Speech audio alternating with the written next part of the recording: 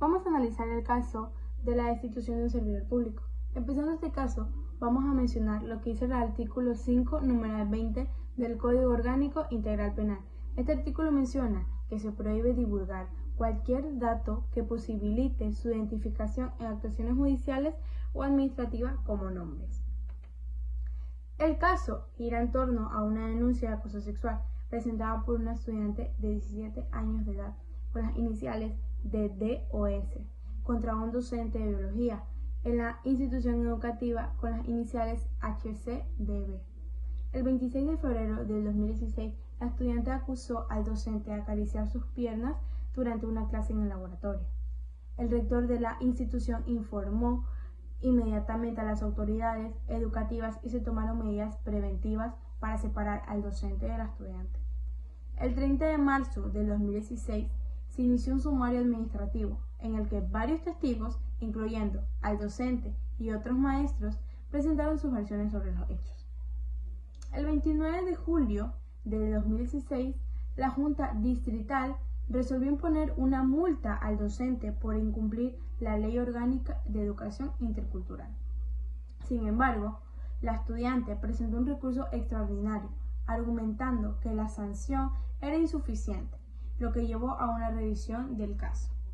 El 22 de noviembre del 2017, el viceministro de Gestión Educativa cambió la sanción, sustituyendo la multa por la destitución del docente, por considerar que violó gravemente los principios establecidos en la Ley Orgánica de Educación Intercultural.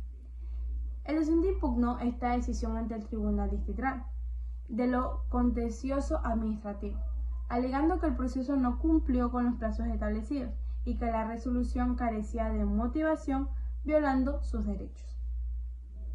En septiembre del 2020, el tribunal aceptó la demanda del docente, anulando la resolución por falta de motivación y ordenando el pago de remuneraciones pendientes. El Ministerio de Educación apeló la sentencia y el 9 de septiembre de 2022 la Corte rechazó el recurso de casación manteniendo la nulidad de la destitución. Finalmente, en el 2023 se realizó el peritaje para calcular las remuneraciones no percibidas por el docente, quien fue reincorporado a la institución. Este caso refleja que una disputa legal compleja en torno a la destitución de un docente por presuntas conductas inapropiadas, las cuales no fueron demostradas en un proceso penal, pero sí motivaron sanciones administrativas que fueron posteriormente cuestionadas por no cumplir los requisitos legales establecidos. El planteamiento de los problemas jurídicos. Este análisis examina el procedimiento administrativo seguido en el caso de un servidor público, centrado en determinar la legalidad y garantías del proceso de sanción. En primer lugar, se investiga si el proceso administrativo inició dentro del plazo establecido por la Ley Orgánica de Servicio Público, que es de 90 días desde que las autoridades conocen la infracción. En segundo lugar, se evalúa si la resolución dictada por el viceministro de Gestión Educativa cumple con los requisitos del debido proceso, según el artículo 76 de la Constitución del Ecuador, especialmente en lo que respecta a la motivación de la decisión. Se revisa si la Junta Distrital de la Resolución de Conflictos y el viceministro actuaron de acuerdo con las reglas y principios jurídicos aplicables si la resolución fue adecuadamente fundamentada. Por último, se aborda si la destitución del docente vulneró sus derechos a la defensa, asegurando que no se le dejara en un estado de indefensión, como lo exige la Constitución. En el análisis también incluye la interpretación de la Ley Orgánica de Educación Intercultural y su relación con la Ley Orgánica de Servicio Público, destacando las medidas de protección adoptadas durante el procedimiento administrativo, como la separación entre el denunciante y el denunciado. Se concluye que la resolución del viceministro que modificó la sanción inicial fue basada en una revisión del informe de la GDRS. Aunque el viceministro destacó que el análisis de la Junta Distrital fue superficial, no cumplió con una valoración profunda de los hechos. Esto generó controversia sobre si el proceso respetó todas las garantías del debido proceso y la motivación jurídica adecuada. La resolución de los problemas jurídicos. Aquí vemos que el viceministro de Gestión Educativa, al revisar el caso, consideró necesario aclarar la connotación sexual en los hechos enunciados para reformar el acto administrativo. En base al artículo 354 del Reglamento de la Ley Orgánica de Educación Intercultural, se define el acoso sexual en el ámbito educativo como cualquier conducta con contenido sexual, ya sea verbal, gestual o física, que realice de manera aislada o reiterada.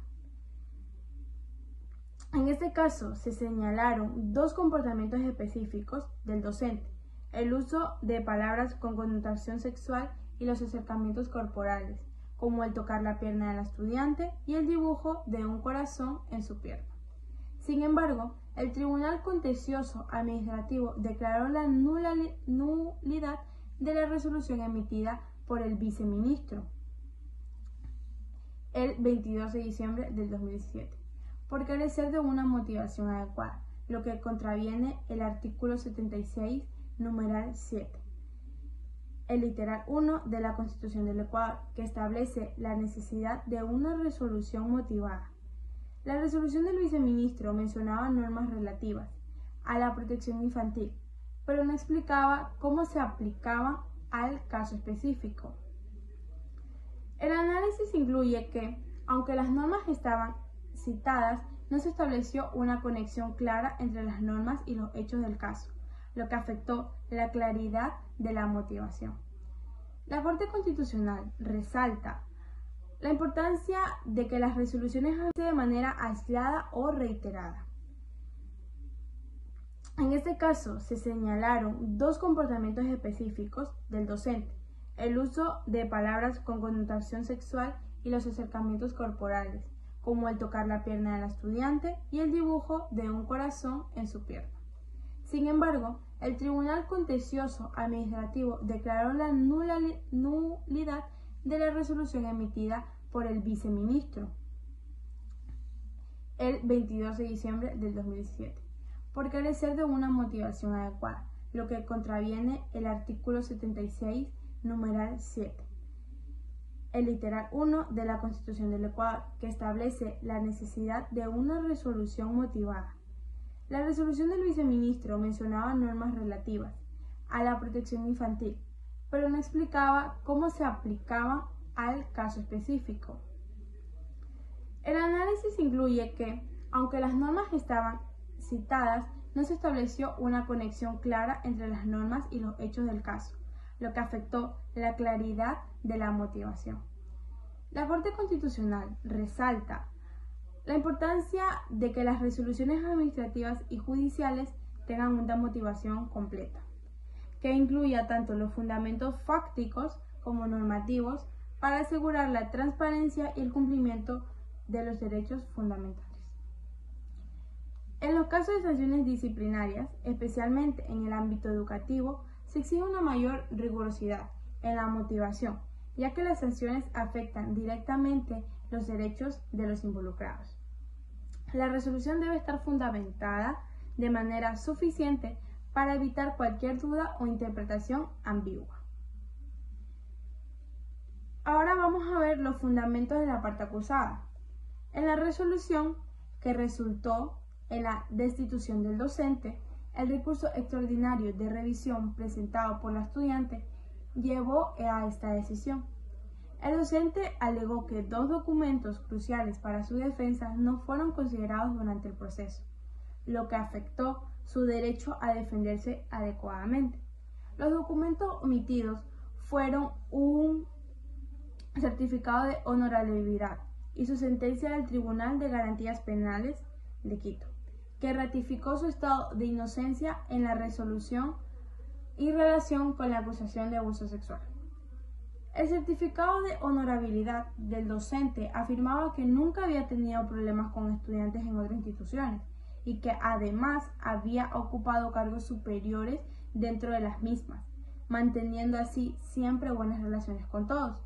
No obstante, el docente destacó que las sentencias penales, aunque lo exoneraron, de los cargos de abuso sexual no influye directamente en las decisiones sobre responsabilidades administrativas. Aclaró que los ámbitos social, penal y administrativo son distintos y que la resolución en un ámbito no necesariamente afecta a la sanción de otro. Vamos a ver los hechos probados, las pruebas presentadas por parte del docente. La primera prueba presentada son las copias certificadas de todo el expediente que contiene el sumario administrativo seguido en su contra.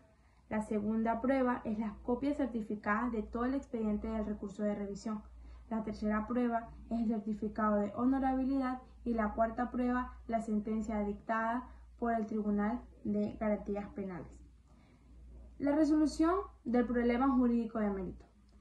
El viceministro de Gestión Educativa no analizó ni consideró adecuadamente las pruebas de descargo presentadas por el docente, argumentando que las pruebas deben ser útiles, pertinentes y conducir a una mejor comprensión del caso.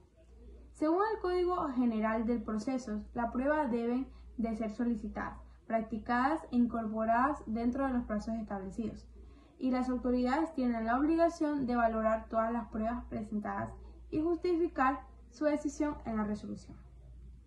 En el análisis del procedimiento administrativo, se revisaron las etapas y fases del procedimiento desde la institución educativa hasta las autoridades distritales, como el fin de determinar si la sanción impuesta al docente fue adecuada según la Ley Orgánica de Educación Intercultural y su reglamento.